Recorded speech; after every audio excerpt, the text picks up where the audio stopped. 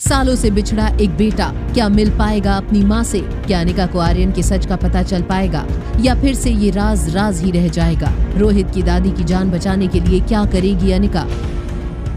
पूरे अस्पताल में अफरा तफरी मची हुई थी।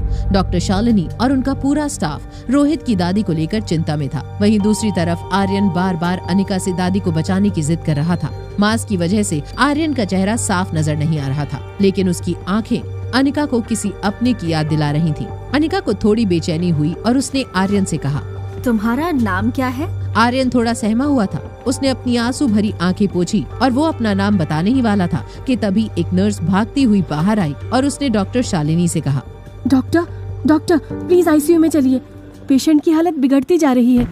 ये सुनते ही डॉक्टर शालिनी और उनका पूरा स्टाफ तुरंत आईसीयू वार्ड में गया। अनिका भी उनके पीछे पीछे वार्ड में चली गई, जहां रोहित की दादी बेहद नाजुक हालत में बेड पर लेटी हुई थी। डॉक्टर शालिनी ने तुरंत रोहित की दादी को देखा।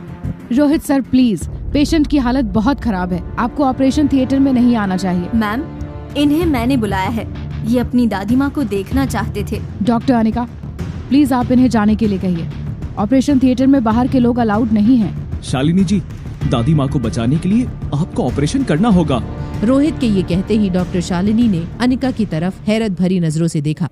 रोहित पेशेंट का पोता तो था ही और साथ ही साथ हॉस्पिटल का ट्रस्टी भी, इसीलिए रोहित की बात का मान रखते हुए, मिस्टर मारवा, दादी माँ की कंडीशन बहुत कॉम्प्लिकेटेड है। अगर इस वक्त उनका ऑपरेशन किया तो 70% चांसेस हैं कि ये ऑपरेशन फेल हो जाए। मुझे प्रॉब्लम नहीं, सोल्यूशन बताइए।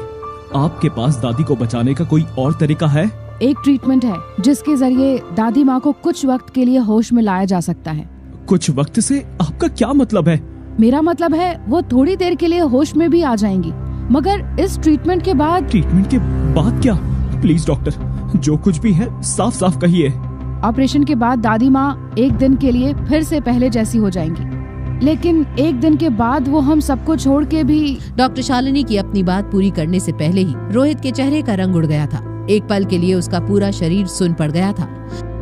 ऑपरेशन पॉसिबल है। एक्सपेरिमेंट करने का वक्त नहीं है। देखिए मिस्टर मारवा, मेरे बताए हुए ट्रीटमेंट के जरिए दादी माँ को थोड़ी देर के लिए होश में ला सकते हैं, ताकि वो लोगों को बता सकें कि इन सब के पीछे कौन है। आपकी पहली प्रायोरिटी पेशेंट की जान बचाना होना चाहिए, ना कि सही गलत का फैसला करना। आई एम सॉरी मिस्टर मारवा, मुझे बस आर्यन की फिक्र हो रही है। रोहित ने डॉक्टर शालिनी से कोई भी सजेशन लेना बंद कर दिया था। वहीं अनिका के मन में अभी भी आर्यन की झलक घूम रही थी। वो अपनी जिंदगी के सभी तार उस बच्चे से जोड़ने की कोशिश कर रही थी, लेकिन फिर भी वो कुछ समझ नहीं पा रही थी। रोहित के कहने पर अनिका का ध्यान टूटा। मिस अनिका, अब आप बताइए, ये ऑपरेशन हो सकता है या नहीं? यस, दादी माँ का ऑपरेशन हो सकता है। रोहित को अब डॉक्टर शालिनी की बात का फर्क नहीं पड़ रहा था, लेकिन क्या अनिका अपनी बात को लेकर कॉन्फिडेंट थी?